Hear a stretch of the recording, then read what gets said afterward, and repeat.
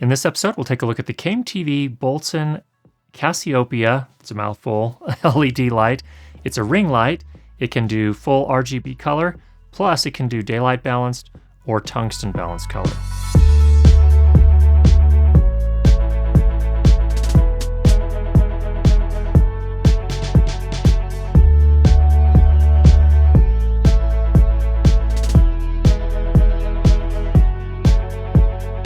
Now, first of all, why would you want to use a ring light? Well, there are a few different reasons. Traditionally, what they're used for is sort of a beauty light. And in fact, most of the beauty channels and the makeup tutorials and things of that nature on YouTube are shot using ring lights.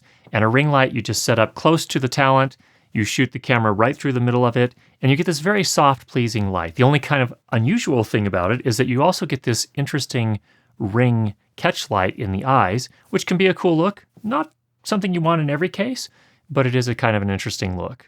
It's sort of the signature look of our friend Darius Britt over at D4 Darius here on YouTube, and also my brother uses it sometimes in music videos for kind of an interesting look on close-ups of faces. Now, the second reason, and probably the most compelling to me, is as a softbox replacement. This is a very soft, beautiful kind of light, very diffused, and there are cases where major DPs, directors of photography, are using ring lights like a softbox. One of the most notable ones is Roger Deakins, who shot Blade Runner 2049 and also a whole long list of other really high budget movies.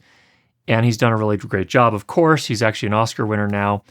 This is a really nice option because what it does is it gives you that soft, beautiful light that you would get from a softbox, but it doesn't take up nearly the space that a softbox will take up. It's not nearly as deep, as you can see here. This makes it a lot easier to use in very tight, small spaces. Like here, for example, this is a little office. It's actually a household bedroom that's converted into an office, and there's not a lot of room in here, but we're able to use it as our key light over here. And a third reason is just as an effect light. Of course, because this is an RGB light, you can produce any color of the color spectrum using this light, and several effects, including lightning, police car lights, and also candlelight, among others. So you can do a lot of really interesting creative things with this as well. Let's talk about some of the features. Number one, it of course has controls on the back of the light itself, so you can obviously control it that way.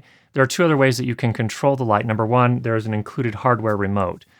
I didn't find this to work very well. It doesn't have the kind of push buttons that normally kind of click, or that you can physically feel it moving. It's more of a touch sensitive thing, and it was really wily on me. It didn't work reliably.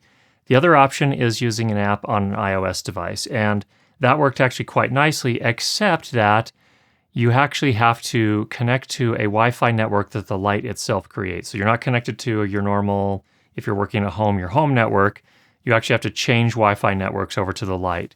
That can be a little bit of an imposition if you are controlling other things with your phone as well. So it seems like a lot of the on-set gear now is actually controlled via apps on phones, and that can be a little bit of a problem if you have to switch back and forth between them.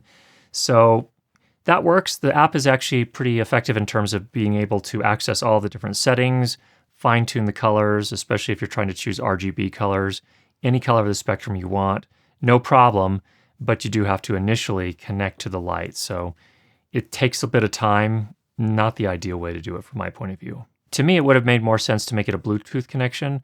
That wouldn't have had as much distance in terms of being able to control from far away, but that would have made it easier from the standpoint that you can connect to multiple Bluetooth devices at the same time and control all of them without having to switch networks. In terms of build quality, this thing is probably 90% plastic, and that's fine for most of it. The one thing that brought me a little bit of concern is that the yoke itself is plastic, and it's a hard plastic, a very high quality plastic, but it's plastic nevertheless. So time will tell how that stands up. I've been using it for about 3 to 4 months now with no problems. However, I haven't tipped over the light stand. If that happened, I'm pretty sure this thing would break. So something to keep in mind. The light comes with two different cables, one for powering from AC mains, and that cable is actually relatively short, so you will probably need some sort of extension cable. And what's interesting about that one too is because it's so short, the brick doesn't make it all the way to the ground on most of my stands. So I had to find a way to mount it up on the stand itself. I just used two-sided hook tape or Velcro, and that worked pretty nicely, but you're kind of on your own to figure that out. The second cable is a cable that connects a P-tap or D-tap type battery, so a cinema battery, V-mount, Anton Bauer gold mount. These are the big batteries. A little bit more on the expensive side. So with a 90 watt-hour battery, which is pretty typical for a cinema battery, you can power this for about 45 to 50 minutes. Really bright news, there is no fan in this light, which is great for sound. You can use it in nice and close to your talent, not have to worry about generating any sound that's going to interfere with the dialogue or whatever it is you're recording. Now, color quality and light output. We took some measurements with our Sekonic C-700. Now, we measured CRI. I know that's not the perfect measure of color quality, but it's what we have the ability to measure here. What we did find is that we came in at a CRI of about 95 to 90, almost 8, which is really quite good. In terms of light output, the lux reading is not going to be as high as you're used to seeing on a lot of other more focused beam lights. This has a very wide beam angle, and it's a very diffuse soft light. So it's not going to have as high a rating in that way, but it's still plenty of light from my point of view to do a headshot, certainly, to do a head and shoulder shot, and even to do a full body shot. So I think it comes with plenty of light to make all of that work. One of the things that struck me when CameTV sent this to me and I'd started working with it and evaluating it was, wow, the price is kind of high. And I told them that, and they lowered the price. So that's really awesome. So in the links below, you'll see links to where you can purchase this and see the current pricing. Note that there are some versions that are not RGB. So this one has the ability to produce any color of the spectrum. There are some other models that don't do that. They just produce daylight or tungsten balanced color output. And those are less expensive and actually produce a larger amount of light. So depending on what you're trying to accomplish, those may make more sense for you than an RGB light. If you're looking for something that can do more effects and things of that nature, the RGB light might be a good option. So there's a quick look at the CameTV Boltzen Cassiopeia ring lights. I hope that was helpful for you. If you have any questions, go ahead and leave those down below. And if you've not already subscribed, make sure you do that. And we'll be sure to get you more great videos on how to improve your lighting and sound for video. Talk to you soon.